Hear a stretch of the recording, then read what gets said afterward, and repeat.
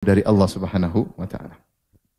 Taib, ini dampak pertama. Dampak berikutnya, akibat dari merasa terasing dari Allah, seorang susah untuk husnudzon kepada Allah. Ibnu Qayyim sebutkan juga, di antara dampak maksiat, susah untuk berhusnudzon kepada Allah. Makanya dalam hadis qudsi Allah berfirman, "Ana inda dhanni 'abdi bi, falyadhunna 'abdi ma syaa." Falyadhunna 'abdi bi ma syaa. Sungguhnya aku berdasarkan persangkaan hambaku, dan hendaknya hambaku berprasangka yang dia sukai tentang diriku. In dhanna khairan falahu, kalau dia berbaik sangka dia akan dapat kebaikan.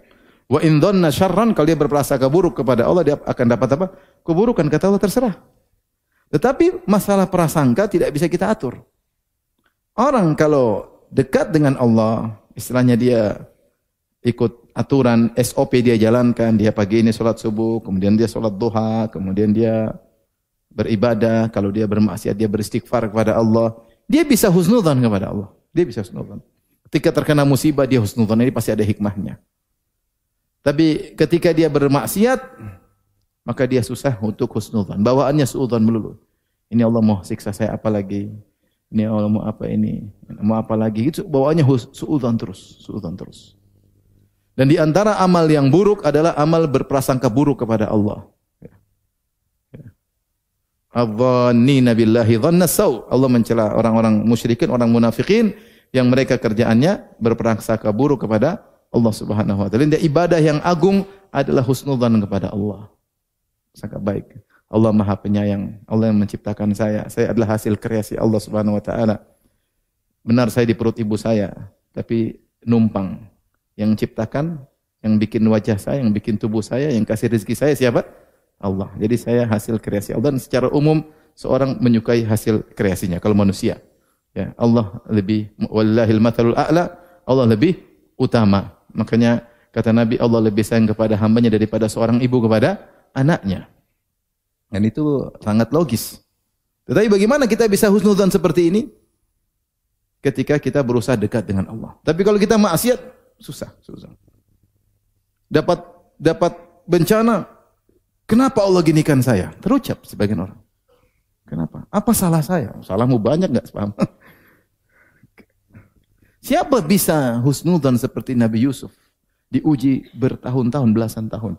Ujian yang silih berganti, tidak berhenti. Siapa yang bisa kuat kalau tidak bertakwa? Yusuf alaihissalam dimusuhi oleh kakak-kakaknya. Kemudian dipisahkan dari ayah ibunya.